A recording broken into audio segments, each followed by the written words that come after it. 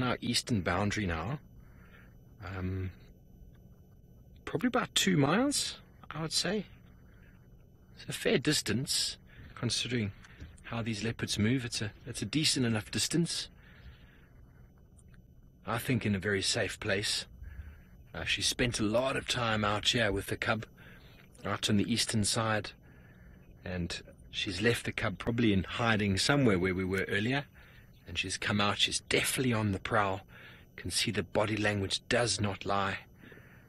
I'm very interested in what's going on. Her senses are very attuned.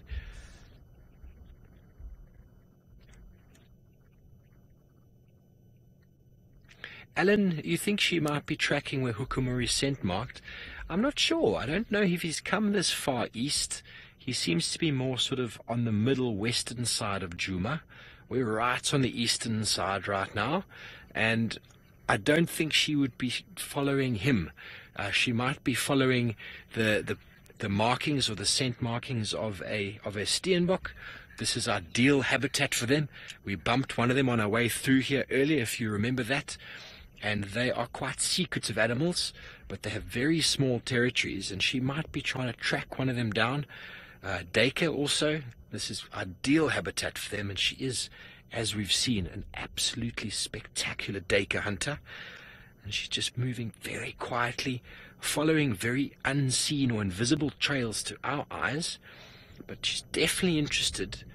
Something's stirring in the air for her, and she's just standing very still, trying to listen, find out what there is. Is there a small hoof fall?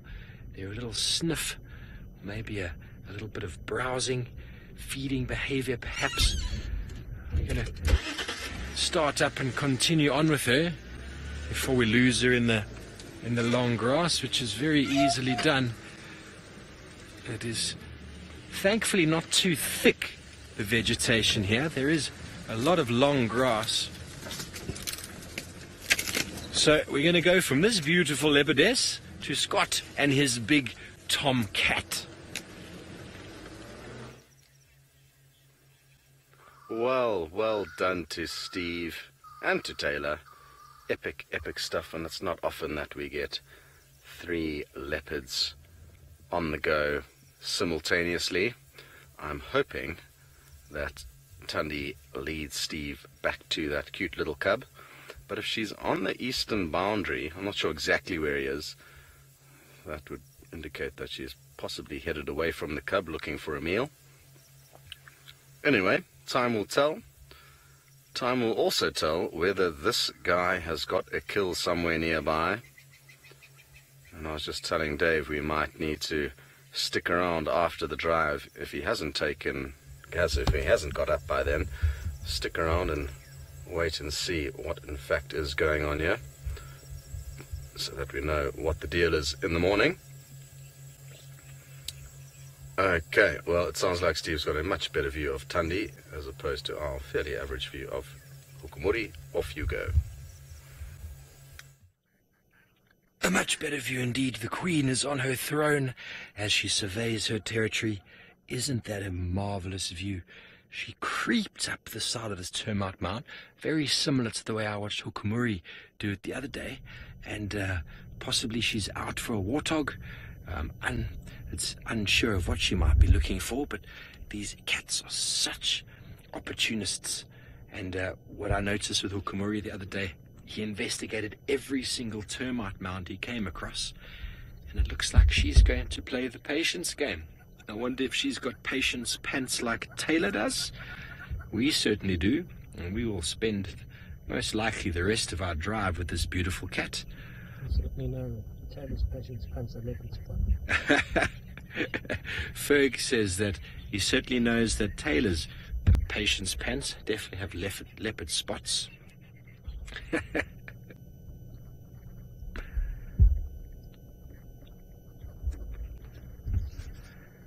Katja wants to know, why is the Sabi Sands an ideal habitat for leopards? Well, Katja, in fact, the entire low-veld savanna biome is ideal habitat for leopard. But the Sabi Sands has been an ecotourism operator. Many private landowners, many ecotourism lodges in the Sabi Sands that have conducted for over 60 years intensive leopard habituation. And essentially what it is the leopards are very relaxed to the vehicles. A reserve I've worked in before also had lots of leopards. You just never saw them. There were far fewer vehicles, and there was never any in-depth habituation process that went through. So 60 years ago, the first leopards were habituated painstakingly. The pioneers put forward and figured out how to follow leopards and how game drive safaris would work. And then each of those leopards that became relaxed had offspring, and the offspring became relaxed, and henceforward we have got a huge number of leopards within the Sabi Sands that are very used to seeing vehicles and do not see us as food or any hindrance to their behavior. They just sort of go by their way. We just seem to be a big box that follows them around and takes pictures. So the habitat here is ideal for leopards, but the low-veld savanna biome, small mammal species such as duiker, steenbok, impala, they all form the primary diet. And when we talk about habitat for an animal is not just the environment it lives in, but the food resource. So if you don't have the food, the animals will have to move out or adapt a different way. And when we go to the northern parts of Gauteng, in the Magaliesberg Mountains and Pretoria, north of Johannesburg, the leopards there, they come into the towns, and sadly as it might sound, they've adapted to feed on domestic dogs, because the food resource out there, due to man and the sort of expansion of cities, the leopards are still doing very well out there, but there are dogs going missing all the time. It's very sad to say, but the leopards are very well adapted to adapting. And so I said that word twice, but they're a very adaptable species and will always generally be the last species or predator to move out of an area, because they're able to change and shift their diet. Cool breeze that's flowing over him now. There's a little bit of a breeze. It's actually quite pleasant because it has been exceptionally hot out this afternoon.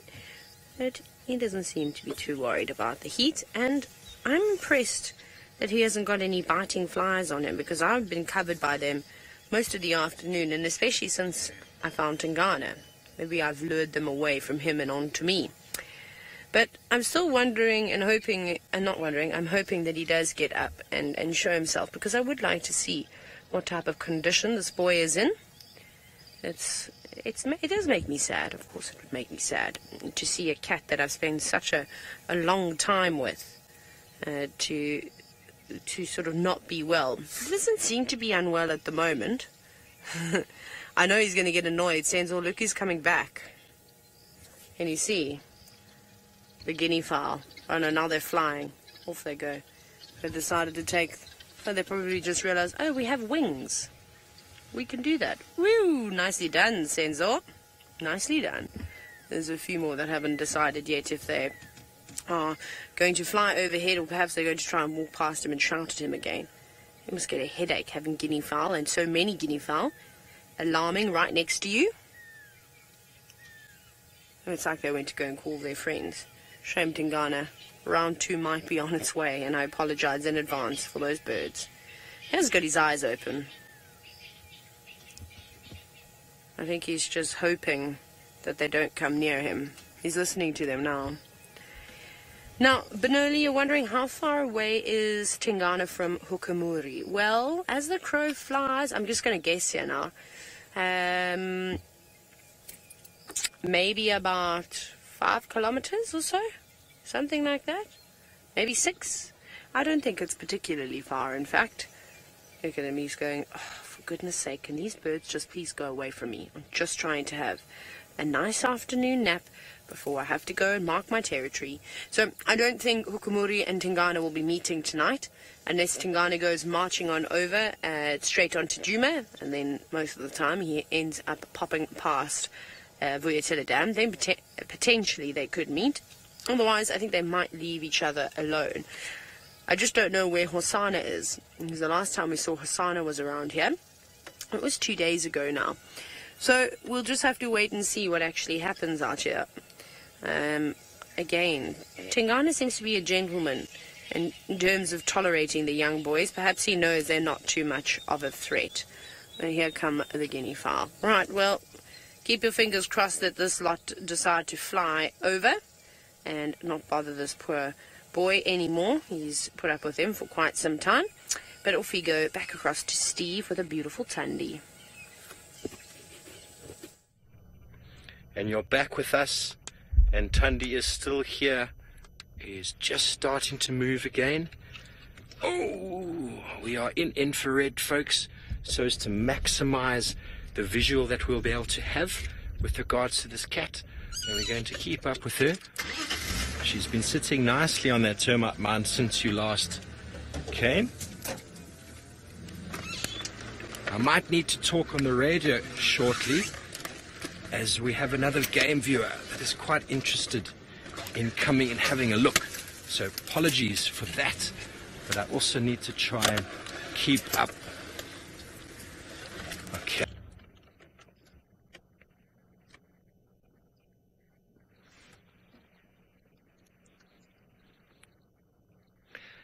Gianna, age 11, your mom is allergic to cats. What a shame. I love cats, and I'm not sure if domestic cats and leopards have a similar sort of allergy type of effect on people. I'm not sure if you've heard of that, Ferg.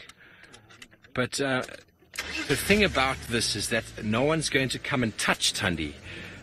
You'd be very hard-pressed to try and touch a leopard without losing your hand. So I think she's got worse things to worry about than her allergies when it comes to getting close to a female or a male leopard. But yeah, we don't get close enough to them to pick up the allergies. I would suggest that if she did spend time out here, to not come and track her, because that would be quite difficult if you got any of the hair in the track or any of that. That might cause allergies, if that is in effect the same as the normal domestic cats.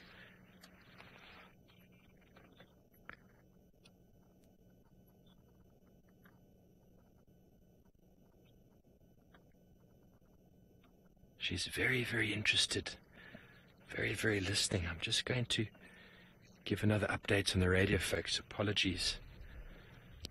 Our stations, Thandi still mobile south from the junction, Drakensberg and Mamba.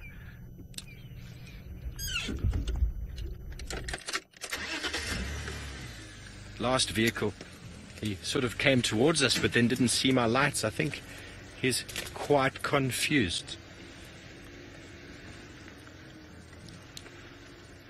Okay, so while we try and reposition to find this lovely cat again, we're going to go back to Scott and Hukumuri.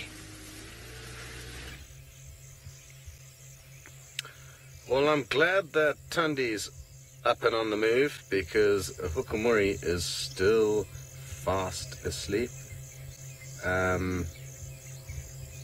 So yeah, the waiting game continues. And it seems like Dave and myself might have to rack up some overtime, as it would be foolish to leave him be when I feel very strongly that he does have a kill nearby. Even if the kill isn't far from here, it could be very difficult to find if we don't know where it is. So we need to bank it while we can, while the going is good. Hello, young Tula Ann, just 5 years old. You would like to know if this male leopard, Hukumuri, is a father yet. If he has any little baby leopards running around somewhere. It's hard to be certain, but there is a good chance that he could have a few kids already. It seems like he's only just becoming big and strong enough to be a daddy, so he may not have found a wife yet. So time will tell. Also, because he's come from an area where we actually don't know. We don't know what he's been up to. We're not too sure how old he is. But I'm sure fairly soon he is going to have some cubs of his own. There's a female leopard that's been spending a lot of time in an area of djuma where he also spends a lot of time. Her name is the Ingrid Dam female, and she's a young female who could well give birth to her first litter of cubs, being born to this father. But only time will tell. Hopefully it won't take too long for us to work that out.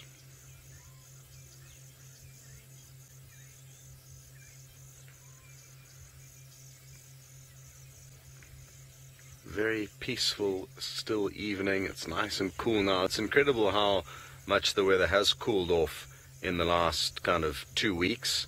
When I left here mid-February, it was still quite hot and sticky, whereas just 2 weeks down the line, I've noticed a considerable change in temperature, both during the day and of course also at night. I much prefer the cooler times of the year here in the Sabi Sands, so looking forward to it to continue cooling off for the next few weeks that I'm here. I also like the scenery in winter. I'm not sure why. I prefer the kind of dry brown scenery to the lush green scenery. Also makes tracking animals far easier, and it makes bushwalk far more enjoyable. At the moment, we were lucky, really lucky, up until recently to have not got much rain. It's made tracking and bushwalks quite easy, but in the last few weeks it really has thickened up quite a lot, and it makes not only finding the animals, tracking the animals, doing bushwalks, but even off-roading after animals. You can't really see where you're going, so it's easier to fly into a hole or hit a stump.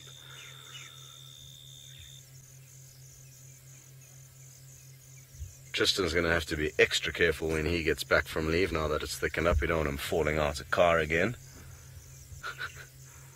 Taylor will also be quite happy that it's no longer the rainy season. She's not going to fall in any puddles anytime soon. They've been the latest two victims of live bloopers. But I need to be careful and not be nasty and not harp on it too much, otherwise I will then be the next. Very good. Steve's got back in touch with Thandi. Why don't you go see what she's up to? Yes, we have found her. Just calling another vehicle into the sighting, folks, so just bear with me. She's just over here. I'm going to try and get across. There's a little bit of a drainage line coming through. It's always exciting following a leopard. We've got another vehicle joining us, as I said. It's Tom, I believe, one of the landowners. So we just get through this little thick bush here. Apologies for not looking back, folks. I'm trying to focus on here. And we're going to go to Taylor with Tingana.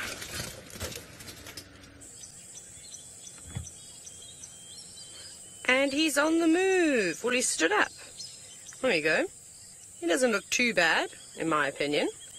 I mean, he's a little bit on the slender side. He's not as big and bulky as what he normally is, but that, of course, you know, happens when they haven't had a meal for a little while, is that they lose quite a bit of weight, but it won't take much. He's looking down towards the dam. Do you know what I think he's going to do?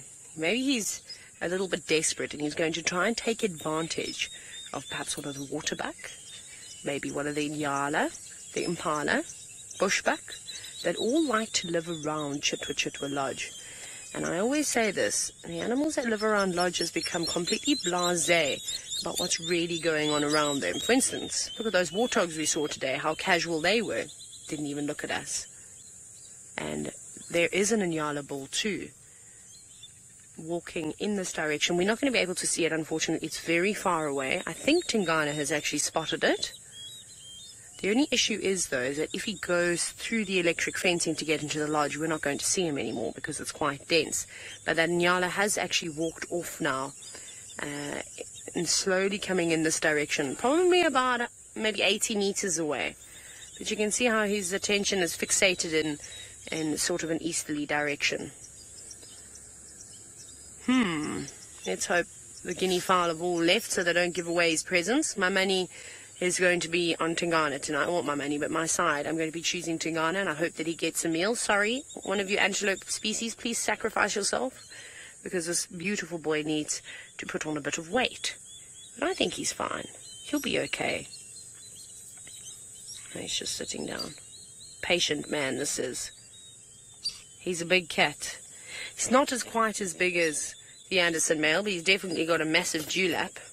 I'd love to see him again with a full belly, just to really prove to everybody how big he is. Now I'm being eaten alive by mosquitoes at the moment. And back down again. Nina, you're wondering if leopards develop cataracts just like humans do? Possibly. I can't say that I've ever seen a cataract formed on a leopard. I'm just trying to think. I've seen a leopard named Warthog Wallow. She got an injury to her eye.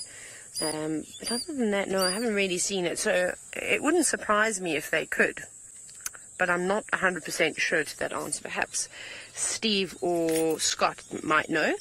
The only thing is there are a couple of other guides. Sorry, I was trying to swat the mosquitoes that have now devoured my legs. I was silly. I didn't put any bug spray on them. Always put bug spray on. Not a clever idea. We are in a little bit of a limited area, and I know there's quite a few guides that are wanting to come in now to have a look at Tingana too, because I don't think he's been spotted for a few days. When I spoke to Sheldon earlier today, I don't think he's seen him for a little while. So I passed on the message to him just to let him know that he is around. They should probably come and have a look. So I think what we might do is we might make some space in this limited area and let everybody have a little squiz before, well, he disappears. I think he might be joining the guests for dinner tonight on the deck at Chitwa. But it's been nice to see him, and we'll come back and we'll follow up here first thing tomorrow morning. But I'm going to send you back across into djuma to Steve to see what Thandi's up to. Thank you, Taylor. She's still moving. We've had a little bit of a time trying to follow her through here, but we are doing it with the infrared, as you can see. Also trying to get Tom into the sighting, because he hasn't seen her yet, and I'm sure he would like to. There she's rolling. I'm going to switch off. Let's watch her. This is classic of what leopards do. They like to roll in the dung of other animals to pick up the scent, to try and mask their scent, so to speak. They do smell quite bad. They do smell quite terrible, actually. The smell of rotting meat. I'm just going to speak again in the radio, so please forgive me. Tom, she's mobile directly away from my vehicle now, towards the road you came around on. So maybe if you go forward 100 meters or so, and I'll keep directing you. Yeah. Ferg seems to have lost picture on the camera, but I can see on the monitor. Kirst, are you getting... I'm getting it all there. Yeah, I don't know what...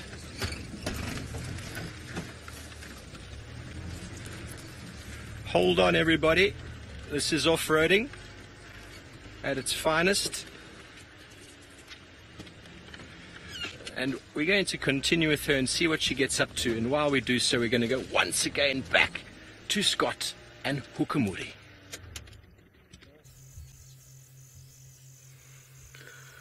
Well, good luck, Steve, in keeping up with Thandi.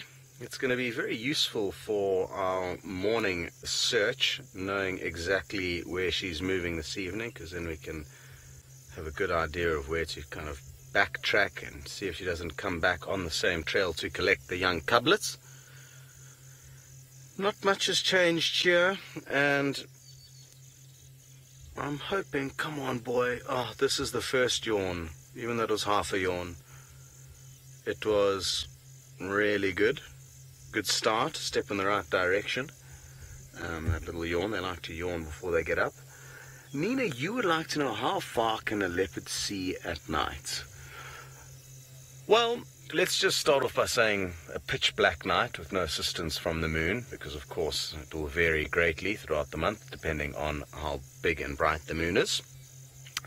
But on a pitch black night, I would say, I've had a situation with Malaika, a female cheetah, up in Kenya, and it was pitch black. It was early in the morning. We were using infrared equipment, and she got up and looked very intently off in one direction, and we then also had a look, and we worked out that it was some zebra that were walking about 100 meters away from her. Whether she could tell what they were, I'm not too certain, but she definitely could see them. And that's kind of the best example I have of how far a predator can see at night. I haven't spent enough time after dark with them to be able to kind of definitively know how far they can see. And also, like I say, the tricky thing is we don't know how clearly they're seeing the subject. You know, maybe they just know it's something and then they go closer to further investigate. So yeah, it's going to be very tricky to work out. But I would say, I mean, 100 meters, I'd be confident that they can see that far. Of course, if there's no obstructions in the way, that goes without saying. Yeah, it'll be interesting to hear what the others think, what Taylor and Steve think. But yeah, I wouldn't be able to hazard an accurate, definitive answer to that question.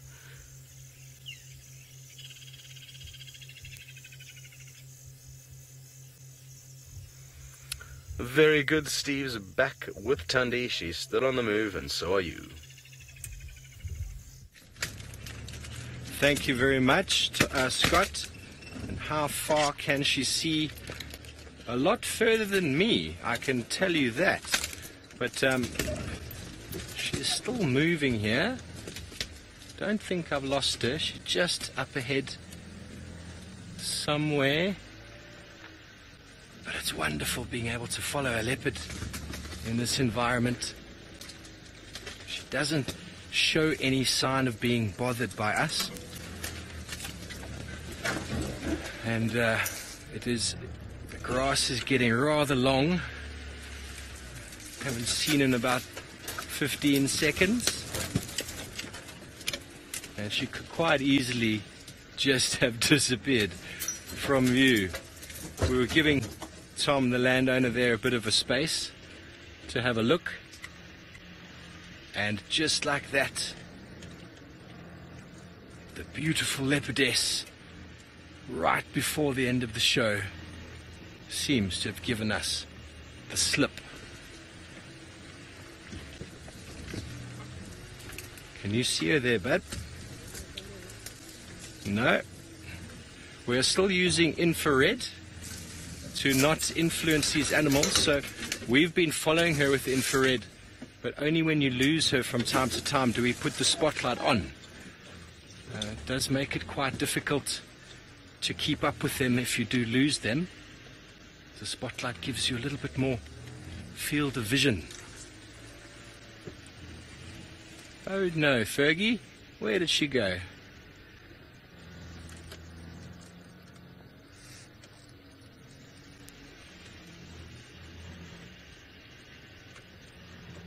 Well, folks, it looks like she has decided enough is enough. Chances are she's probably lying down just back where we passed. But we're going to go to Scott, who's managed to maintain his leopard, and let's see what Hukumuri is up to. Well, it's been a much easier job for me than it has for Steve, and you'll be glad to know and see for yourselves that finally the man is showing some signs of life. And hopefully it won't take long for him to get up, possibly go for a drink, and then take us to wherever he has his kill stashed. Very good. It looks like he is heading straight towards the water. So shall we. Woohoo!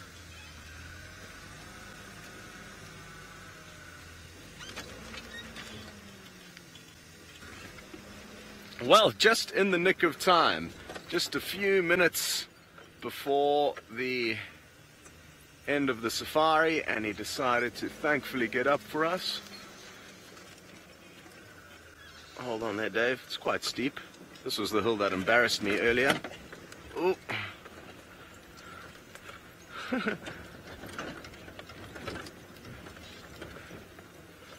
Ashlyn, you would like to know, how do male leopards select a territory that they would like to claim? And I don't have a clue. I guess it's kind of default, really.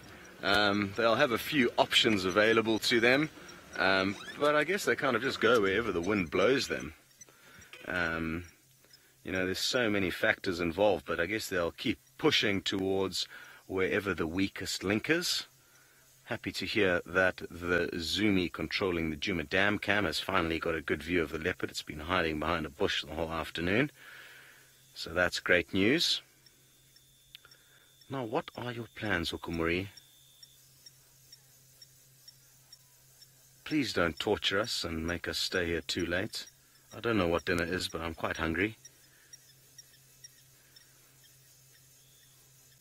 But at least we've got him out in the open, thinking about doing something. You can see he's taking lots of short, sharp bits, which emphasizes how full his belly is. And, I mean, it's difficult to be certain, but I'm convinced he's more full than when we left him last night. Okay, good stuff, boy. Seems like he's going to come down for a drink.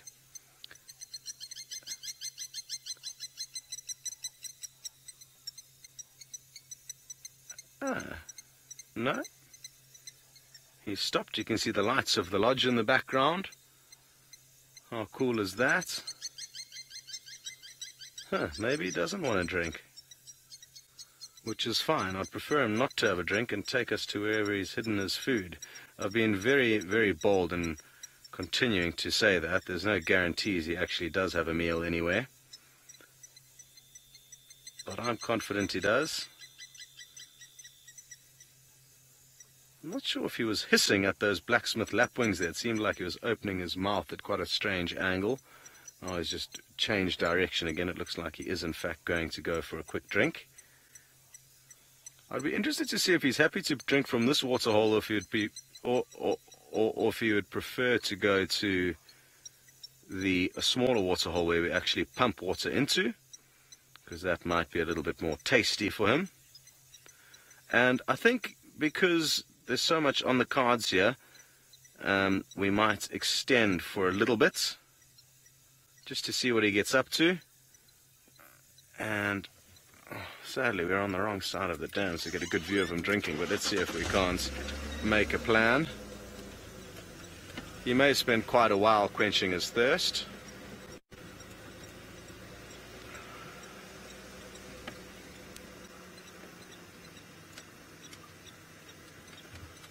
Oh, it's looking promising.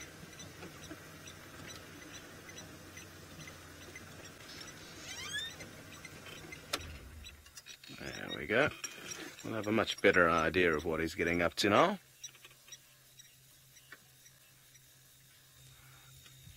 Ivy, you've just commented that Hukumuri is definitely a solid cat, and he definitely is. He's in his prime. He's a chunky, big male leopard. And, I mean, I think it's, you know, personally I find it quite hard to be able to say one leopard's much bigger than another, unless, you know, I was to see them side by side. So I wouldn't be able to hazard a guess as to who's bigger between him and Tingana. But he definitely is impressive. No two ways about that.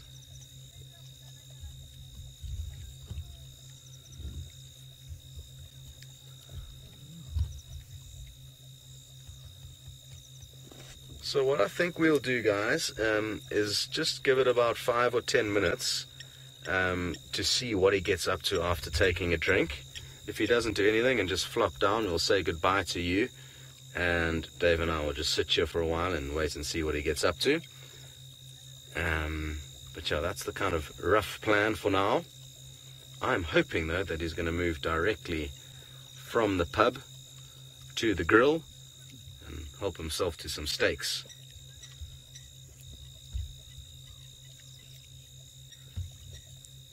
Rosette, you would like to know which lodge is behind him, and it's a wonderful lodge called Vuyatela. There's 2 lodges here on Djuma.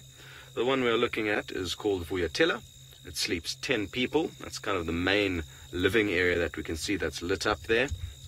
And there's 5 rooms, and then there's also another lodge adjacent to this camp within the same kind of environs, which is called Galago. So there's 2 different camps, both that sleep 10 people, and you have to hire out the camp as an entirety. You can't just come here in 1s and 2s and 3s and 4s.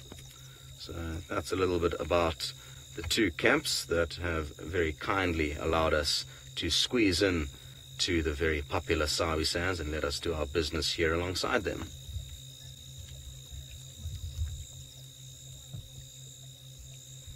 What a great way to go on safari. Imagine coming with 9 of your friends, jumping all onto one vehicle and heading out on safari. What a treat. I've actually got a friend of mine who's come out here with his family and friends, and they take out both camps.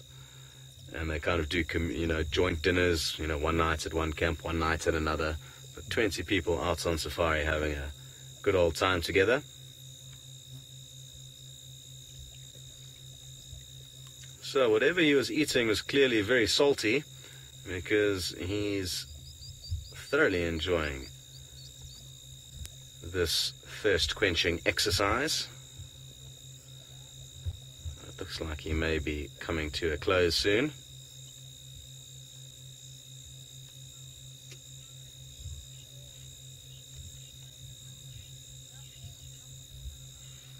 Spar, it's the greatest pleasure to stick around with this beautiful big cat, and of course you guys alongside us for a few extra minutes. No problem at all. This is what it's all about. You got to kind of make the most of the opportunities when they present themselves to us, and this is a good example of just that. I would kick myself if we had to come out in the morning and start searching wildly for where he's hidden the kill. I just hope, in fact, I'm right about my theory. Don't lie down. Please don't lie down. I've got a feeling he's going to plonk himself down soon.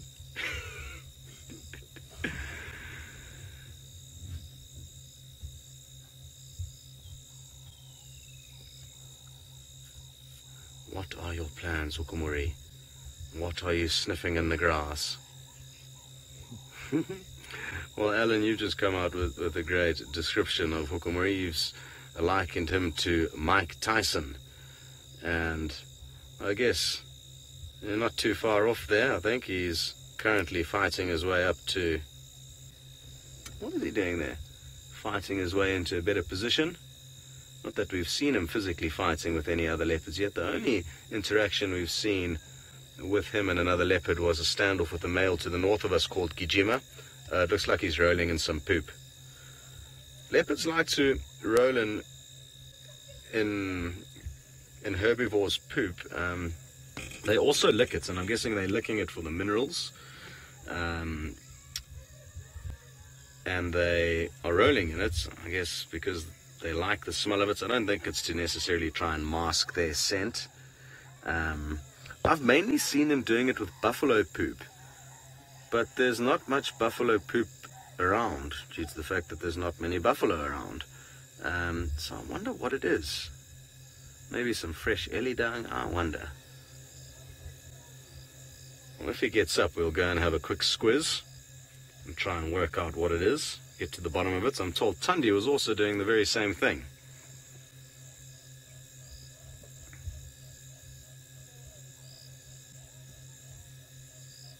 I guess it's as close as they get to catnip. Gives them some kind of stimulation. Hopefully it stimulates them enough to not fall asleep there.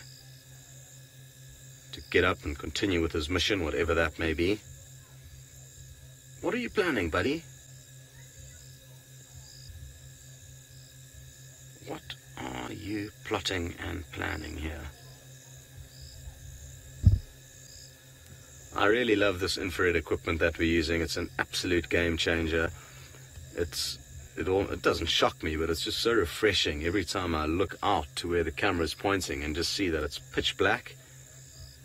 Yet this fancy technology is allowing us great insight into the lives of these animals with very, very little impact on what they're getting up to.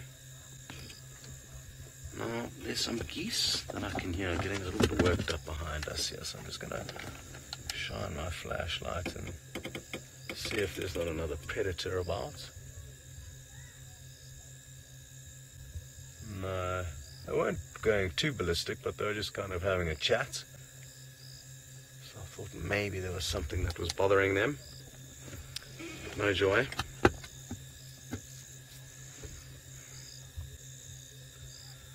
Okay. No.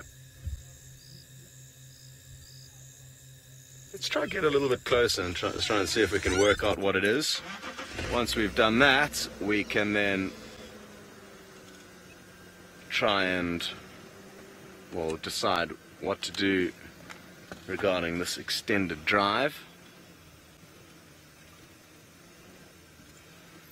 Matt, no, there's no more moonlight. Basically, after full moon, the sun rises 45 minutes late. The moon, rather, rises 45 minutes later every evening. So yesterday evening, it rised 45 minutes after sunset.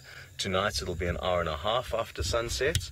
So it will pop up and it will be big and almost full, but it'll only be up later into the night, and it'll be high up and very bright in the early hours of the morning when we head out. Has our repositioning helped?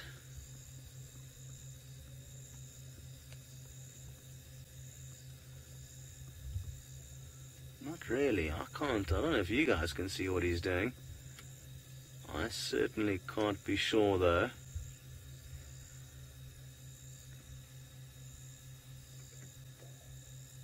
But it must be something. I'm guessing it's some form of poop.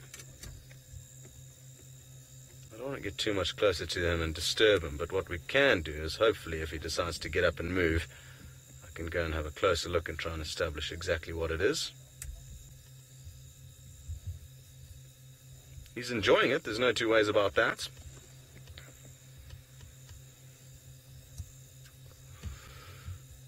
Okay, well, everybody, I've tried, and Dave and I are going to continue to sit here with him, but we're going to say goodbye to you guys and say a big thanks for joining in on what turned out to be a magnificent trifecta leopard safari. We've loved having you guys along for the safari and all your comments and contributions along the way. Well done to all the girls in the final control room and the boys, of which there are a few. We will see you all for the sunrise safari. It's bound to be a cracker.